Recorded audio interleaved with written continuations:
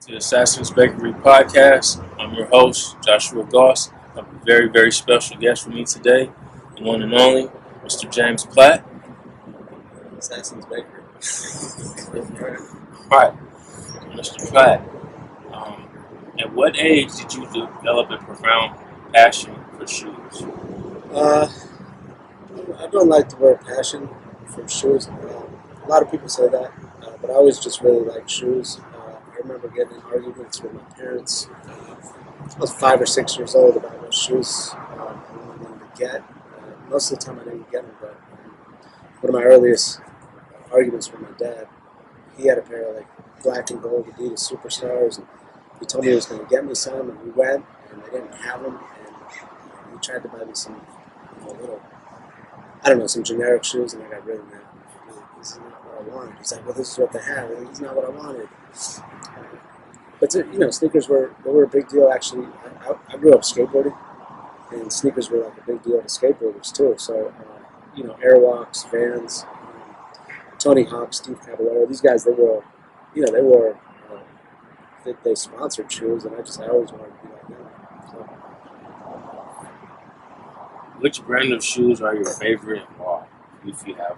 it's by far it's Nike. Nike's, they dominate the market. They've dominated the market forever. I got my problems with Nike. Sizing is all over the place. And they're doing an incredible job of marketing stuff. Like a lot of times not so much anymore, but back in the day I used to just get tricked into buying stuff, just hearing, oh, this is so great, and then you buy it and it's just the same as the last pair of shoes. But just in overall terms of variety, how many different styles you can get away with, how many you can pull off, that basketball, these look like shoes were made by, I don't know, these look like moccasins or something, and the Nikes, I love them, I love the shoe. But, you also got Nikes on, we all got Nikes on. It's just such a big company that I think I heard Nike is the most bootleg company in the world. And it's by far the biggest fashion brand in the world. It's just, they got so many designers, so much, I don't know, it blows everything else out of the water, far away. Where did the idea of designing your shoe website come from? So can you talk about how that all came about, and then also the name of your website? Yeah, so my website's called The Sneaker Savant, and I worked. We'll probably touch on this a little bit later, but I worked in Silicon Valley for a while. I worked as a web developer, and I happened to sit next to this guy who just collected everything in the world. He collected comic books, baseball cards, bobbleheads, toys. He collected even like Barbie dolls, because he's a collector. And he said to me one day, we were talking about how I collect sneakers, and he says to me one day, he goes, how come there isn't like a grading company for sneakers? And I was kind of sitting there. I was super bored because when you're in a web development position, you get a lot of free time. Usually, if you're able to bang through bugs real quick, you have a lot of free time. So I thought, hey, I can build that. So I started building that out. I thought it was going to be like a 1 month thing. That was going to be super easy. Ended up taking. Here I am on year 6 right now. Just recently got a corporate client a few months ago. The thing when you're working in like a web development atmosphere or a marketing agency is basically what I work for. Just building websites, fixing websites. So I got really emboldened by the idea that I could build it. We had designers on the other end of the floor where I worked at, and I just went and I asked one of my designers, I said, hey, what do you think about an idea about a sneaker grading website? And he had just graduated from design school, so we went to a conference room where we sat there for a few hours, and I ran through all these different scenarios and different ideas, and then he did it very professionally. He took like a month, 2 months, and he sketched out a whole bunch of different logos. We came up with a whole bunch of different ideas, and then we just settled on one. I wouldn't say we settled on one. It was one of the ones that we just both really liked, and he helped me design the logo. After that, I went to LegalZoom, formed an LLC, and did all legal, and I did some trademarking and all that stuff. So it was a process. It took a lot longer than I thought it was going to take. On average, how many pairs of sneakers do you sell in a month?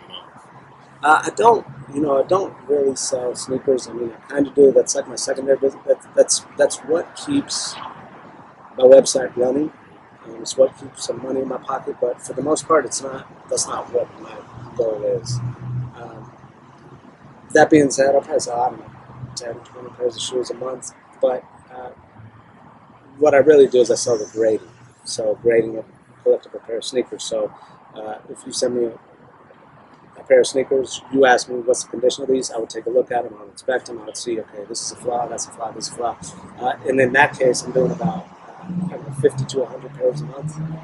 So they don't always have to be sent in. I have a company right now that takes incredible 360-degree photos of shoes that they have in stock, and they send me those photos.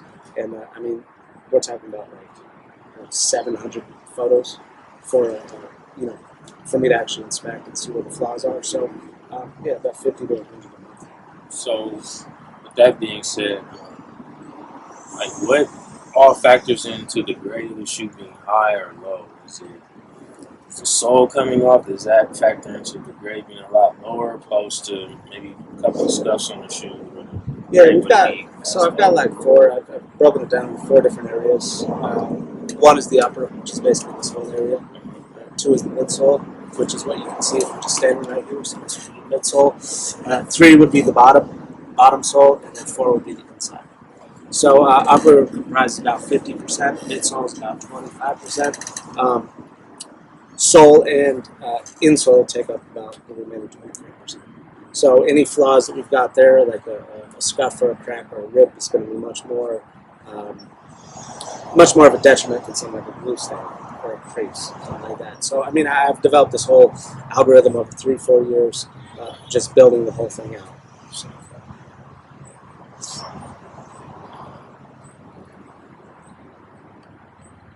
Do you analyze analytics to help enhance the quality of your site, or you really don't pay too much to analytics? Nah, I mean, I did a lot in the beginning. And I found out, where a lot of my visitors were coming from, a lot of my traffic were coming from. And after a while, I realized, I mean, I'm not, it's not. If I'm looking at hundreds of thousands of people, a couple million people, then maybe that makes a difference to me. But if I got like 5 or 10 people, 50 people, I see 100 visitors a day. I mean, like, I give a damn. Just trying to do what I'm trying to do. Somebody once told me, you say you're working on the business. You're not working in the business, and you need to fix that. And I thought it's a good point. I mean, like, I really just need to do what I need to do. Like, I could sit here and I can make the most pretty app in the world, and if there's no customers, who gives a shit?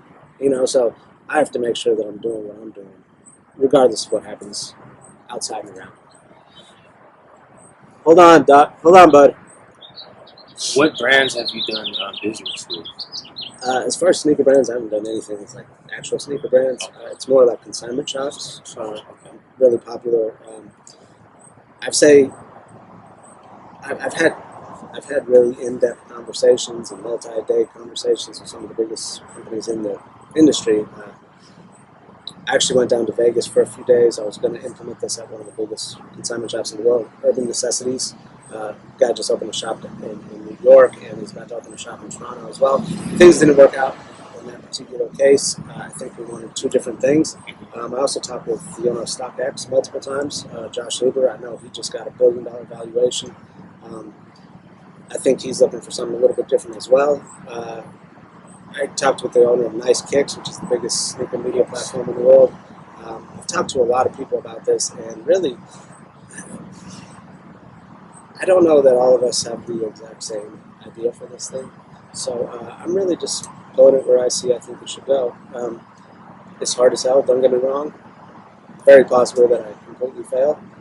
But, I mean, I don't really see how to do it a different way. I don't see how this would integrate with X, Y, or Z. I see how it integrates in my regard. Corporate partnership I have right now is with a company called OP Skins, and they basically sell goods online through cryptocurrency. And they have a warehouse in LA. Basically, people send their stuff there. They sell via something called the Wax platform, and I do all the grading through them. They have some $100,000 360-degree camera, and they send me photos all the time. Okay, so last question for this interview. What advice would you give to someone who is interested in starting their own apparel site, whether whether it's just for shoe grading or if it's selling shoes, designing shoes, clothing company? I would say the thing about hold on. I would say the thing is just make sure you actually want to do it. Because I mean, I know I've been doing it 5-6 years, and some people call me stupid, some people call me stubborn, some people call me bullheaded. I don't have significant inflow to actually show that this thing is actually working. Right? This is just something that I believe is going to work. So I know people who've started literally 100 different companies in that time, right? And all of those have failed, right? Because people just move on, they get excited, they lose exuberance, they lose interest, whatever it might be.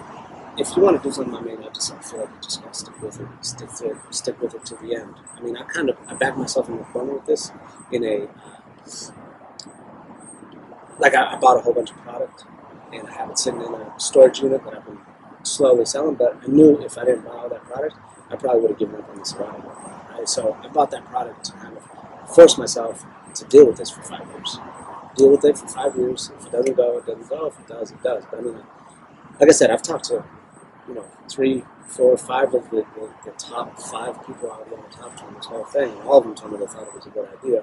So I mean, I just have to keep it going until I feel like it works. I mean, I get caught up a lot in the working on the business as opposed to in the business. So I'm really just trying to work in the business right now and just figure out how to push it forward.